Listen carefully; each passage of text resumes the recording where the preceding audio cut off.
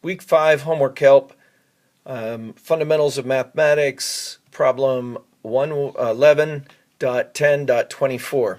Okay, let's read that problem. It says, the perimeter of a rectangle is 38 feet. Find the length and width of the rectangle if the length is 5 feet less than 3 times the width. Holy cow.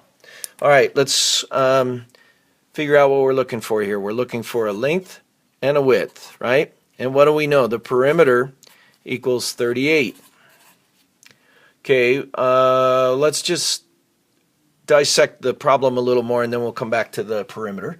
So the second line again says find the length and width of the rectangle if the length, okay, that sounds like L, is equal to 5 less than 3 times the width. 3 times the width minus 5. Okay, does that sound right? Now we have a problem. We have 2 variables, only 1 equation. So let's try to see if they gave us data to find another equation. And indeed they really did, which is predicated on the fact that the perimeter is 38. So we now have 2L plus 2W equals 38. You want to check my work? I'll just draw a rectangle over here. I'll label it L, W, W, L. The perimeter is basically, let's just start on the top, L plus W plus L plus W, right? A perimeter means you're just going around the outside like that, measuring the length of the outside. And that equals 38. You can just combine the W's into 2W and the L's into 2 L's, and then you've got the equation that I just put right here. Okay, now when you've got 2 variables and 2 equations, you have 2 options.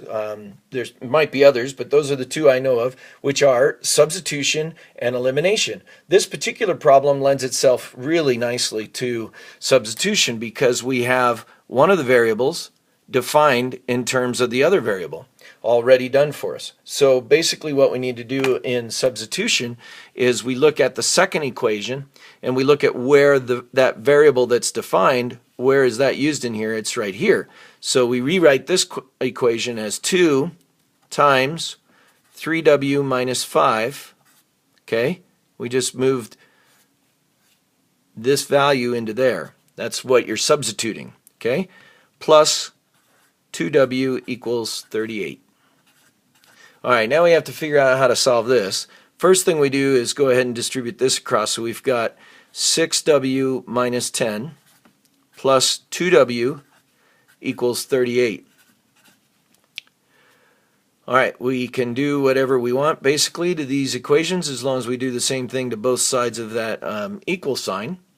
So now we've got 48 on this side, and we've got 6W plus 2W.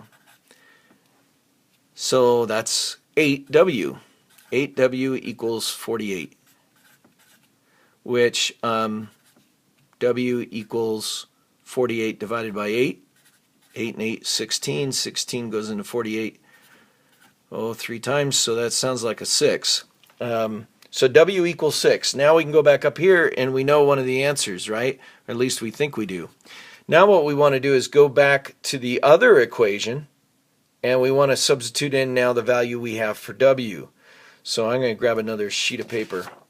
Now, one of the places that you can make mistakes, especially when you're changing pages of paper, is to not write the equation down correctly or try to substitute as you're writing it. So I'm going to go back to the original equation. 2L plus 2W equals 38. May seem really kind of crazy to some of you guys out there that are just doing this in your head, but I need to do that or I will make a mistake. I'm notorious for having little careless errors in my mathematics, especially in the arithmetic. So let's go ahead and substitute in that y value, which was up here at 6. Okay, so we're going to put a 6 in here, and that's multiplied by 2, and then we just bring down the 2L and the 38. And so now we've got 2L plus 12 equals 38. We've got to subtract 12 to get it out of there. Get the like kinds on like sides, and we end up with 2L equals 38 minus 12, which sounds a lot like 26, right? So now we move the 2 over. To do that, we take its inverse, and we end up with L equals 26 divided by 2, which sounds like 13. So now we can go back and kind of check our original equations.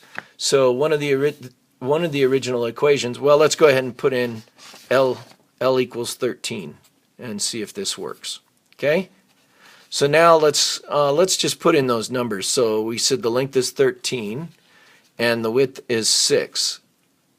13 and 6. So 13 and 13 is 26, and 6 and 6 is 12. That sure looks like 38. Oh, I ran off the screen. There's 38. Okay, so we've kind of tested it just by putting it back into our drawing. In fact, I highly recommend, if it's something that you can draw simply like this, a rectangle, go ahead and do that because it gives you some context for the problem. Okay? So we basically have checked it. You can go back in both of these equations and it should work out as well. So let's see, is 13 equal to 3 times 6 minus 5? Well, 3 times 6 is 18. 18 minus 5 is indeed equal to 13. There you go.